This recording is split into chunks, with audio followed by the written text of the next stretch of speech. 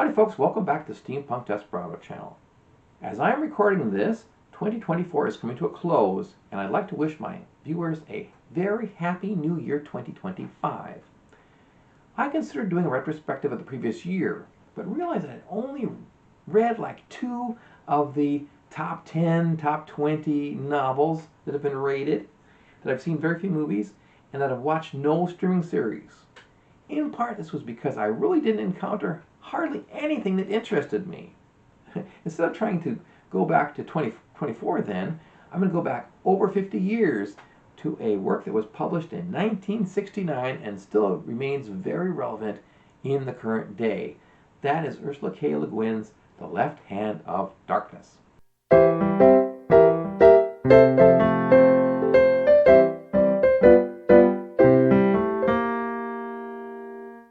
Ursula K. LeGuin was an American writer born in 1929 who wrote more than 20 novels and over 100 other works in her 88 years of life. As one of the most notable female fantasy sci-fi writers, it is strange that we don't hear more about her these days. Perhaps it's because her career contradicts the notion that women just couldn't get published in fantasy and sci-fi. Her career says that you could, and you could actually get awards, Hugo and Nebula, and a lot of acclaim. Now, unlike her fellow writer Alice Norton, who was born in 1912, she never had to adopt a male pen name in order to get published. People valued her writing as a woman. Was she subject to discrimination? Did she have trouble for being a woman in that business? I don't know. But in any case, it didn't stop her, and she persevered, and she did amazingly. When you mention LeGuin, 2 of her works stand out. One is A Wizard of Earthsea, which was published in 1968, and this launched her celebrated Earthsea fantasy series. The other is a sci-fi novel that came out in '69, and that is The Left Hand of Darkness, which we are talking about today. Like the Wizard book, Left Hand is part of a larger series. This one's called the Hainish Cycle, but it's unique in its premise. Left Hand is set on Gethin, a planet populated by human beings who are different in that they are purely hermaphroditic. Every one of them. Because of its exploration of sex-based themes, it was considered a feminist work and won both the Hugo and Nebula awards. I read it many years ago, back in college, and I re-experienced it in audiobook just this year. I found it even more interesting now than then. And I'd like to offer a proposition that is sure to be controversial, hence the clickbaity title that I used for this video, that Left Hand is, in a way, a very conservative book. That's a notion LeGuin herself, being kind of left libertarian, I think, would certainly have contested. But it's a belief of mine that authors often incorporate some subtext that they may have done on an unconscious basis. Before we go any further, I want to clarify my terms. Now, one of my resolutions for 2025 is to be more precise in my speech. In one case, to try not to overuse the word woke, which I usually mean identity politics. And also to stop using the word gender when I really mean biological sex, of which there are 2. Sorry, there are exactly 2. Gender, in my view, refers to grammar. In languages such as Spanish, French, and German, where an ordinary object can be male or female, like a table or a carrot. It also refers, of course, to gender ideology, in which a person can identify as male, female, or something in between. Now, to me, that's all well and good. Do what makes you feel best about yourself, but in my view, it's also very inconsequential, such as declaring your favorite Pokemon. Mine is Bulbasaur, by the way, so call me a Bulbasaurist. In the case of Left Hand, there really is a 3rd biological sex on the planet Gethin. And to my recollection, it doesn't have a name because it doesn't need one. It's the only one. To them, it is synonymous with being human. A bit about the backstory. Left Hand is one of those books, it's a common sci-fi theme, with the theme of lost contact.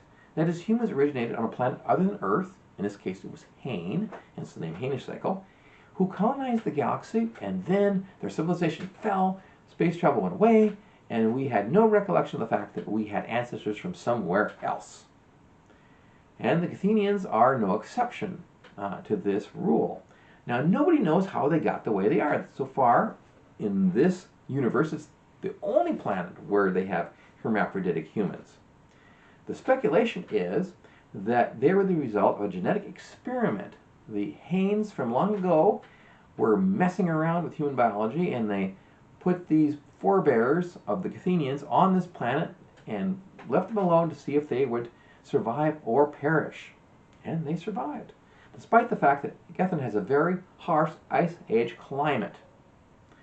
In fact, the name Gethin in the Athenian language means winter, which they sometimes call the planet Winter. It's a very isolated world. They don't know anything about any other races. In fact, the whole idea is insane to them of people from other worlds. They don't think they're anything but specks of light, They know nothing of the planetary confederation. Now, this being like several thousand years in our future, there are a number of planets, including Earth, that have joined together in a confederation they call the ecumen. It's a Greek word for like being together, something like that. As the book opens, the ecumen has decided to contact Gethin and form an alliance. They want to welcome them into the society. We can all exchange information. We can exchange, goods and so on. They send an emissary to Gethin to open relations. So the guy's name is Genli I. He is a male, and the last name is spelled A-I. But I'm going to refer to him as Genli because it's very confusing to be saying I all the time.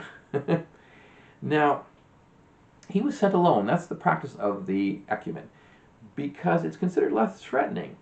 You bring a whole party of people in, it's like an invasion. Sending one person, it's a little dangerous. They might just decide to murder him, but at the same time, it's saying, like, we will put ourselves at your mercy. Consider our offer. Consider that we mean you well. As the book opens, Genli's been there for a couple of years. He's been familiarizing himself with the language and customs, and he's come to a country named Karhide. He's about to have an audience with the king of Karhide, which is, as I said, one of many states, but they have to start somewhere.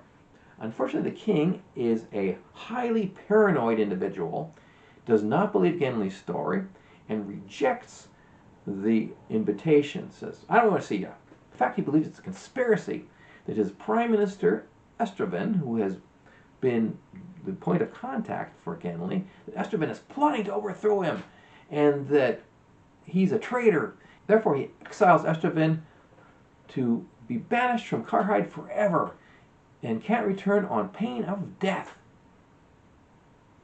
You'll notice that I've been using masculine terms and pronouns. Now, this is because the book uses them. Even the Athenians are both male and female. In fact, the author notes that the Athenians have different pronouns for male and female animals than they do for humans. They have a separate one for that. So it's much like the annoying use of they in the present, or sie and zer. But I like the use of he because it kind of hides the fact that the Athenians are quite alien. It's a practice that LeGuin later recanted, but at the time it was considered perfectly grammatically correct, and I still don't see anything wrong with it myself. Now, a little bit how sex and reproduction works on Gethin. Most of the time, everyone appears to be androgynous. The LeGuin doesn't describe it very thoroughly. I imagine that unclothed, they essentially look like a youngish woman. No external genitalia, small or non-existent breasts, and for a few days each lunar month, which is 26 days, 26 Athenian days, a person goes into Kemer. That's their term for estrus, which is the scientific term for being in heat, like when your cat starts yowling. Hopefully you've had it spayed. But anyway, that's what they go through. And we humans are kind of unique among mammals. We don't do that now. Biologists may correct me, but I do know that most large mammals do go through this monthly process. When two Athenians who happen to be in camera at the same time come into close contact, one of the two will arbitrarily manifest male characteristics and the other will manifest female characteristics. What I imagine happens is something like with a dolphin or a porpoise. Now, dolphin has a penis, but it's inside. He can't have that thing causing drag as he's swimming through the ocean. So it only pops out when he needs to use it. And that's how it happens here. So the other person becomes effectively female and is receptive to intercourse. Pregnancy doesn't happen every time, but the effect is that either person can have pregnancy or can be the father. So you could be mother or a father. If you had a couple, you could be the mother of some of your children and the father of some of your children. It's pretty interesting. And many Athenians are monogamous, but not all of them, interestingly enough, which gives rise to a unique family structure. And many, if not most children, are raised communally, at least in Karhide anyway. The story itself is centered around the deep friendship that arises between Genli and Estraven, because they're kind of exiles, both of them. I mean, they're kicked out of the country, or at least Estraven is kicked out, and Genli also goes to this neighboring country, Orgarine. And anyway, Orgarine is kind of a totalitarian, sort of communist country, and they are very suspicious. And they suspect Genli of being a spy, and he gets thrown into prison and tortured, just arbitrarily. And Estraven, being a good person, helps rescue Genli from his awful imprisonment, and then they have to escape. So a lot of reviewers will say about their unique relationship that it is romantic, although they never do have physical intimacy. And I didn't see it that way. I didn't see it that way either time I read it. Now, they are together. They are traveling together over the wasteland, over the ice fields. They are sleeping together in a tent. And at one point, at least one point during the trip, Estraven goes into Kemer, and he says, "Do not touch me, please. I don't wish to become intimate with you." Some reviewers have also interpreted this as a form of homophobia, although my view is probably, since Genli is always male, that Estraven would have almost certainly manifested female, and thus nothing homosexual about it. And in fact, the Athenians being all the same sex, you could argue that they are all homosexual. And this, because it never happens, even though Genli describes the emotion he feels for Estraven as love, I interpret it as brotherly love, as a deep, abiding friendship. And it's kind of sad that we can't interpret it any other way in this day and age. It doesn't have to be sexual. And that's the way I saw this. And LeGuin herself said the book, one of the primary themes is about loyalty. Now, of course, loyalty is also involved in a sexual relationship, or can be, let's say, but I just didn't see it that way, and in fact, I thought that would detract from the story, which is very moving. And, there's a lot of sacrifice and heartbreak involved in the relationship between these two humans. Now, let's get to the question of why do I consider this book to have an unintentionally conservative aspect? It's because the background, the picture of a completely ambisexual society, shows the profound influence of biology on civilization. I have not read the sequel. She did have a short story sequel called Coming of Age in Karhide, so take it with a grain of salt. She may have changed some things about it, but as far as I know, in Gethin, humans don't identify as male or female because it's just a transitory state. So LeGuin herself said that she wanted to write about a society where gender, she's already using this word, is unimportant. What she got instead, in my view, was a world where biological sex literally did not exist. In the sense that there are not two biological sexes, there is one. This affects everything about these people: their religion, their politics, their philosophy, their family structure. The Athenians, for example, do not fight wars. They just don't do that. They don't have organized violence. And instead, they have assassinations. Now, in my male view of female psychology, this makes sense that that's a female thing. Because men will say, well, we kill out of duty, we respect our enemy, we kill out of duty, or they might say, we hate that group, like we hate those communists or those Nazis. But we usually don't say so much, we hate that person. But have you ever seen high school girls? They will really hate this particular girl, and they can be really mean. So take it as you will, but I saw it as kind of a female thing. The most radical thing about Gethin is the role of sex itself in society. Because Gethinians are non-sexual 3/4 of the time, we don't have any of the predatory aspects of human maleness. I don't subscribe to the nonsense about toxic masculinity, except when men are evil and violate women.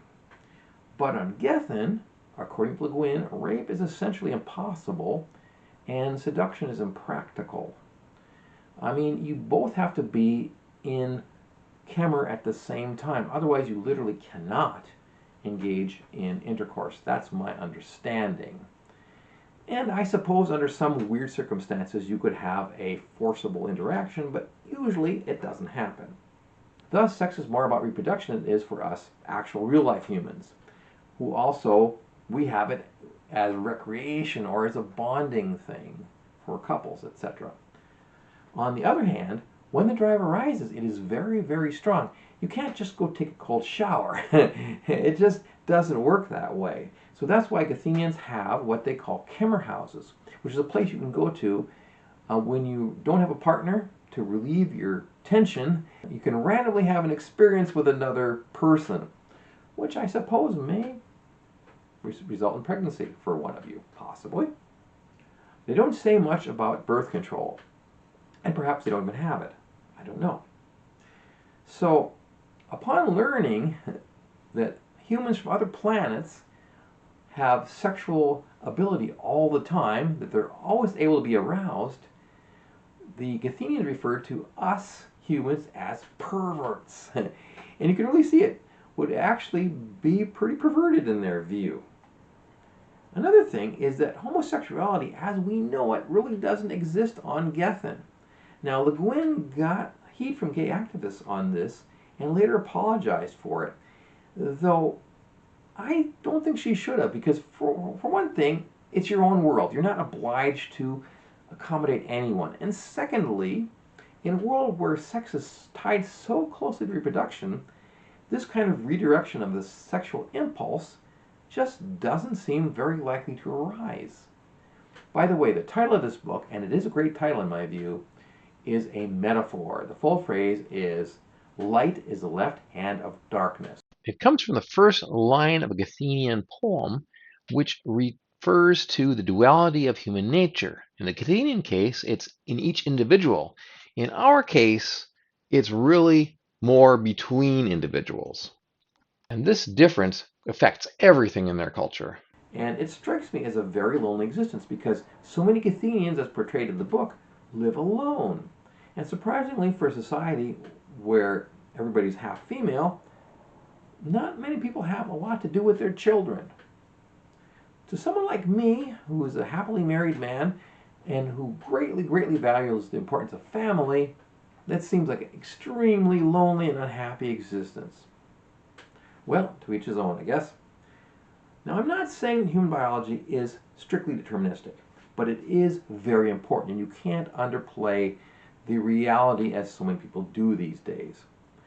Much of the roles of the sexes of human history are not due to males being evil or, bad or hateful or whatever you say. It's because we are, in many ways, radically different. So the roles were different, and in Gethin, the roles are also different in many important ways.